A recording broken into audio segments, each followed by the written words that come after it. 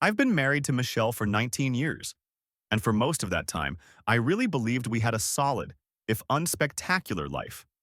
One built not on fireworks or fantasy, but on routines and shared effort, and the kind of quiet loyalty that makes the world go round for folks like me.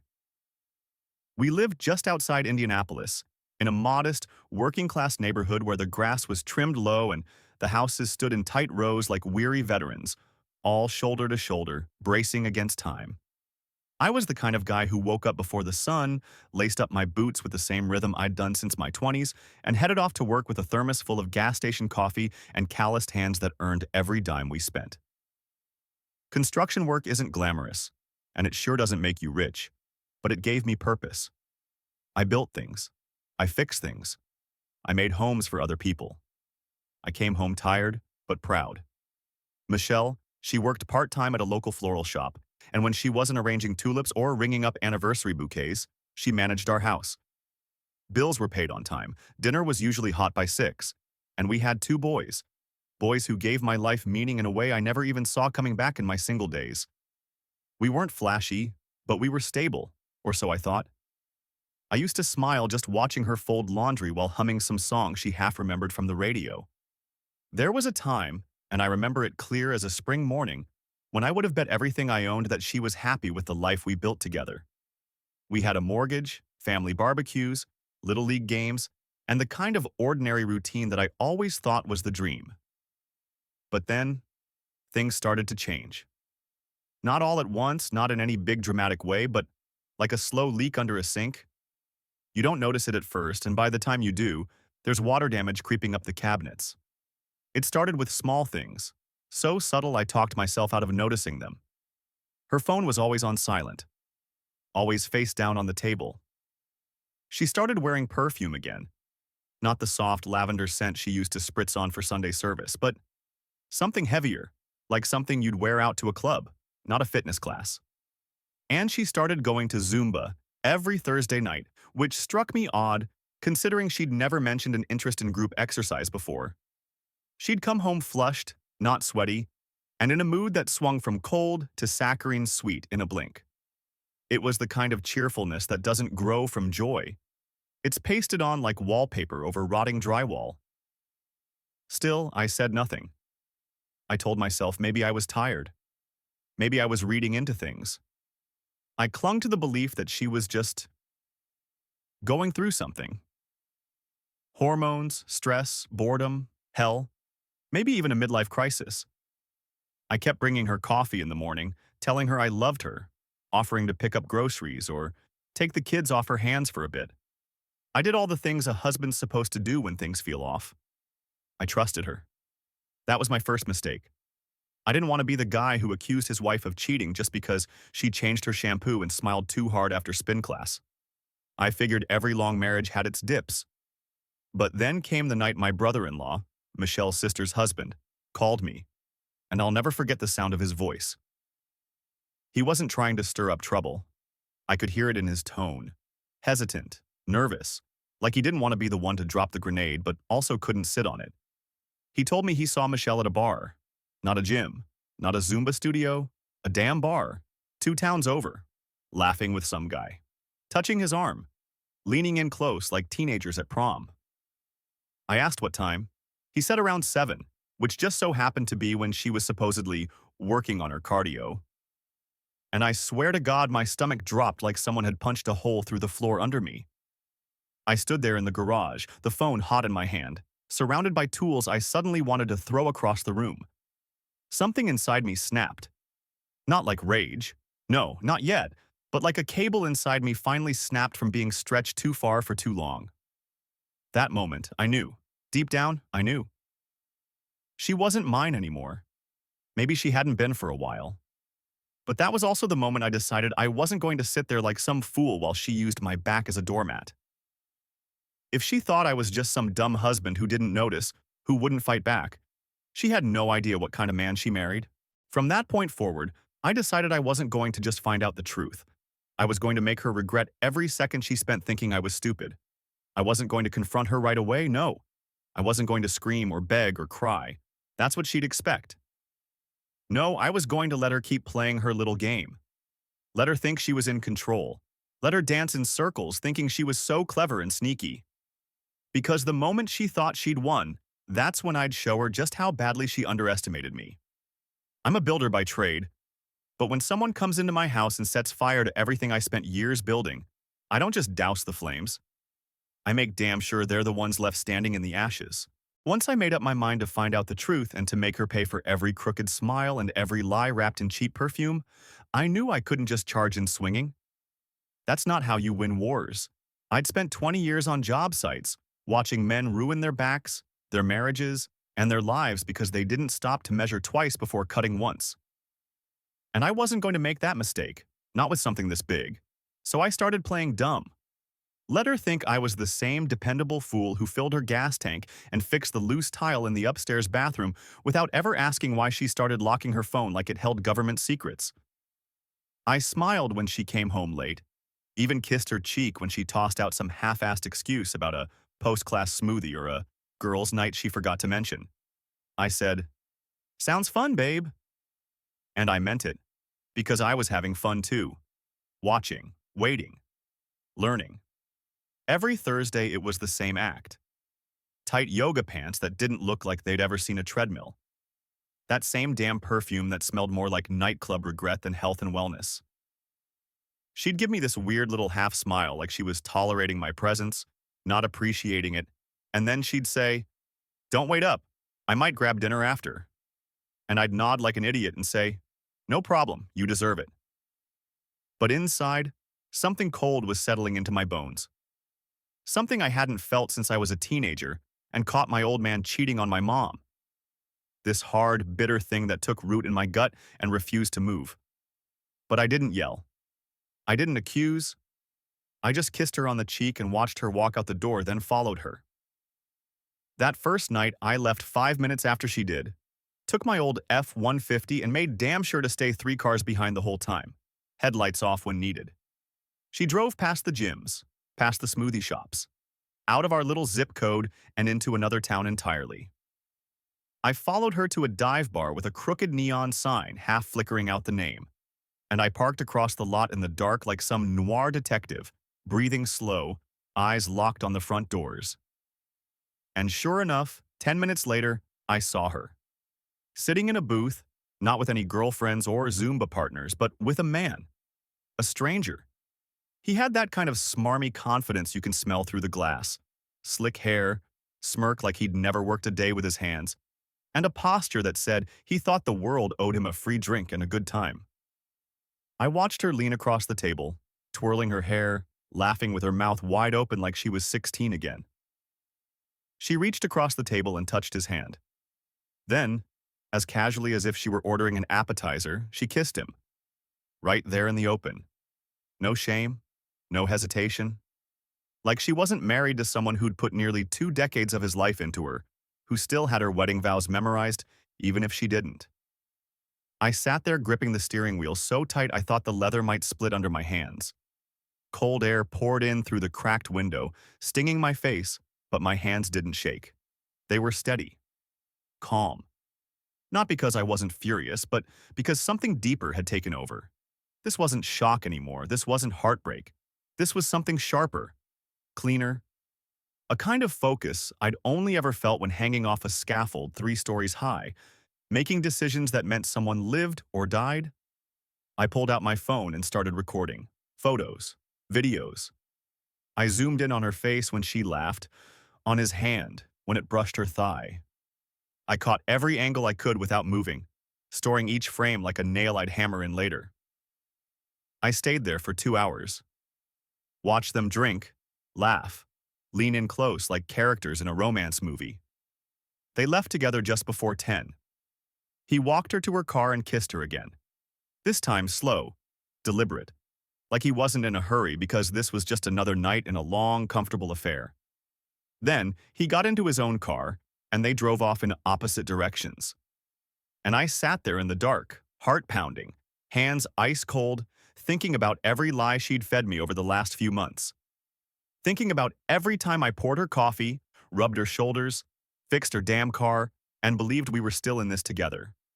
But I didn't go home and confront her. I didn't rush in screaming. That's what she would have expected. Hell, that's probably what she feared for about 5 minutes before convincing herself I was too stupid to notice. No, I went home, took off my boots, climbed into bed beside her, and let her roll away like she always did now. She smelled like cheap vodka and that same perfume. Sweeter now, mixed with sweat and another man's cologne. I lay there staring at the ceiling, replaying the footage I'd just captured in my head. Every second of it was a nail in her coffin, and I wasn't going to waste it on an emotional outburst. She thought she had the upper hand, thought she was the puppet master, yanking strings while I wandered through my days like a loyal mutt. But what she didn't know, what she never even considered, was that I'm not the kind of man who breaks when he's betrayed. I'm the kind who rebuilds. Smarter, harder, stronger. And this time, I wasn't building a home, I was building a case, a strategy, a reckoning. Because if I was going to burn her life down, I had to make damn sure she was still holding the match when, once I had the pictures, the videos, and every ugly little receipt of her betrayal tucked away on my hard drive, I stopped pretending to care about the small talk. The air inside our house turned heavy, like the moments before a tornado siren, where you know something's coming but you just don't know how bad it's gonna be. I didn't touch her, didn't reach for her, didn't ask how her workouts went, or offer to cook dinner anymore. She moved through our kitchen like a stranger, like someone renting a room with an attitude. The kind of attitude that told me she wasn't even trying to hide it anymore. Maybe she thought I wouldn't dare confront her. Maybe she figured I'd just keep taking it, quiet and pathetic. But the thing is, she didn't realize I'd already started digging under the floorboards of her life, and I was uncovering things she never thought I'd find. A buddy of mine from the job site, a wiry guy named Rick with too much time and just enough paranoia, used to brag about this software he used to track his teenage daughter's phone. Said it gave him peace of mind, but I knew it was really about control. Still, when I told him what was going on with Michelle, he handed me a USB stick and said, "Don't ask where I got this. Just install it when she's in the shower." And so I did. 15 minutes, one trip to the bathroom cabinet to pretend I was grabbing aspirin, and boom, I had a mirrored copy of her phone feeding straight to mine. And that's when the real rot showed itself. Travis. His name was Travis. Sounded like a guy who wears boat shoes in the middle of winter and tells waitresses to smile more. I remembered the name from one of her friend's birthday parties the year before. A guy who showed up late with some expensive bottle of scotch and acted like he was too good for the backyard barbecue. I didn't think much of him back then, just another pretty boy friend of a friend. But now he was the reason my wife came home smelling like another man's laundry detergent. The texts were nauseating, clingy, erotic, stupid. "Miss your mouth already," he wrote one morning after she'd told me she had to open the shop early. "You make me forget she even exists," Michelle typed back. I had to read that one twice. She. Like I didn't even exist in her mind as a husband, a person, a soul. Just a prop in the corner of her life. In another string of messages, they joked about me, mocked me, said I was so loyal it's cute, and he still makes me coffee like a damn golden retriever, dumb, loyal, and always around. That one hit like a 2x4 to the gut. I sat on the garage step that night with my hands between my knees, listening to that voice memo over and over, hearing the laughter in her throat while she cut me down like I was nothing. And the worst part wasn't even the insult. It was the fact that she said it with zero fear. Like she wasn't even worried I'd ever find out. That's how deep her contempt ran. I was just some faceless obstacle in her way. A paycheck. A guy to keep the lawn mowed and the kids from asking too many questions. So I backed it all up. The screenshots, the recordings, every filthy little emoji and selfie, and promised to run away together someday. I copied it onto a USB drive, wrapped it in duct tape, and slid it into my gun safe behind the pistol I hadn't touched in years. Not because I was planning anything reckless. No, not at all. But because I needed to keep it somewhere sacred, somewhere permanent. I wasn't ready to use it yet. Not until it would really count.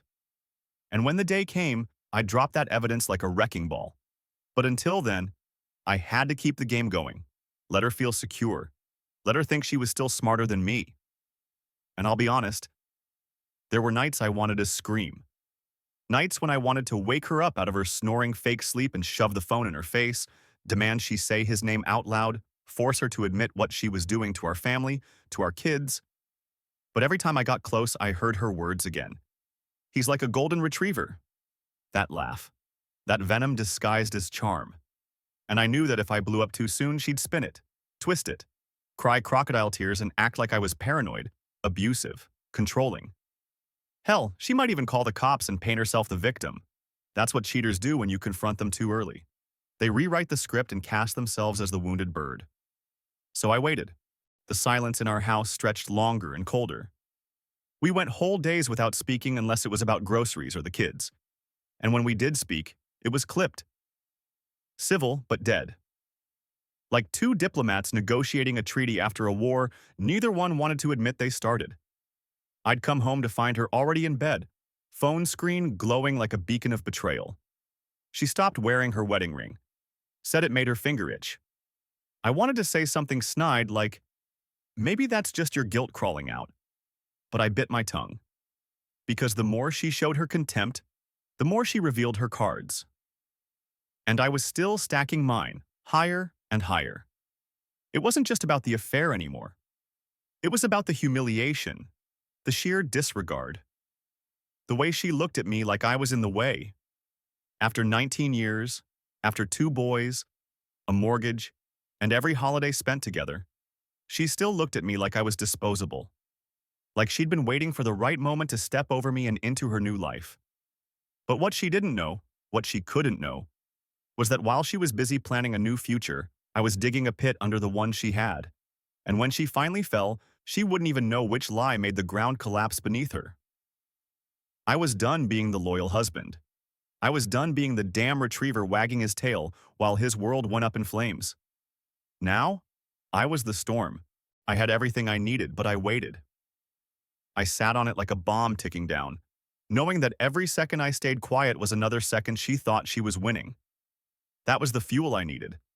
The smugness on her face when she walked past me to go run errands, the casual tone she used when she said she'd be out late, and the way she didn't even glance over when I said, "Drive safe." I said it every time she left, and she never said it back. Never once. Because in her head, I was already gone. A placeholder. A ghost. Just something she'd have to eventually sweep aside once she figured out the paperwork. But I wasn't going to let her sweep me anywhere. I was going to stand right in the middle of the road when she finally came barreling through, and I'd let her wreck herself. It happened on a Saturday.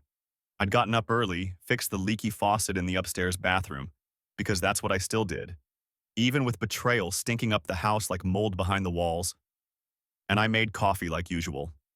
She came downstairs in her robe, scrolling through her phone with that smirk she always got when she thought she was being clever. I watched her pour a splash of almond milk into her cup, like she always did, and I thought, this is a woman who's convinced she's playing the long game. She thinks she's the mastermind. She thinks I'm just some obstacle to work around while she builds her new life. So I said, we need to talk. She barely looked up. About what? That's when I laid it all out. Calm. Even. Like a man reading out someone else's death sentence. I told her I knew everything. The texts, the voice memos, the photos, the name Travis. I told her I had screenshots of her laughing about me, mocking me. I told her I'd seen the bar, the motel, the receipts. I gave her the exact dates, so many dates that her face went pale by the third one. She didn't say a word at first, just stood there, frozen, mouth slightly open like she couldn't quite figure out how to spin this one fast enough. Finally, she crossed her arms and said, "You weren't what I needed anymore." Just like that. Not an apology, not even a fake excuse. Just that cold, indifferent dismissal, like I was a worn-out sweatshirt she'd finally worked up the nerve to throw in the goodwill pile. That's what broke whatever little string had still been connecting us. Not the cheating, not even the lying, but the way she looked at me while she said it, like I should be the one apologizing for not keeping up, like she had evolved past me and was now doing me a favor by leaving. I wanted to scream. I wanted to throw that mug across the room and shatter every memory we'd ever built together. But instead, I just breathed in. Calm. Quiet. Because I realized something in that moment. I wasn't the pathetic one. I wasn't the one who'd spent months sneaking around, giggling like a teenager behind her husband's back. I was the one who got up every day, paid the bills, stayed loyal, and kept the goddamn house running while she played out some adolescent fantasy with a man who wore skinny jeans and posted gym selfies like a high schooler with abs. So I said, "You'll be hearing from my lawyer." And she rolled her eyes. Actually rolled her eyes, like I was being dramatic. "Good luck with that," she muttered. That's when I saw it. She still thought she'd win. Thought she'd get half of everything. The sympathy of her friends, the emotional support of the kids, and then she'd walk off into the sunset with Travis like some cheesy daytime soap opera. She didn't realize that the second she stopped pretending to be sorry, I stopped pretending to care about saving anything. Not the house, not the history, not even the idea of who she used to be. She thought I'd crumble, thought I'd beg her to stay or chase her down the driveway like a fool screaming, "Please, we can fix this." But all I did was stand there, staring at her like I didn't recognize the woman in front of me anymore. And truth is, I didn't. Whatever part of her that once loved me, that once cried when we said, "I do," or held my hand when our first son was born, or leaned her head on my chest after her mother died, whoever that woman was, she'd left a long time ago. She just never had the guts to say it until she got caught. So no, I didn't yell. I didn't chase. I didn't argue. I just turned around, walked out of the kitchen, and let her stew in the silence she created. That night, I took the boys to my sister's place. Told her we needed a couple nights to clear our heads. I didn't say why. Didn't need to. She saw it in my face. She'd always known Michelle wasn't the saint she pretended to be. And while the boys played in the backyard, laughing like nothing was wrong, I sat with my sister on the porch and showed her the texts, the audio clips, the videos. Her mouth dropped. She didn't say anything for a long time. Then finally she said, "You've got enough to bury her?" And I nodded. "Bye-bye."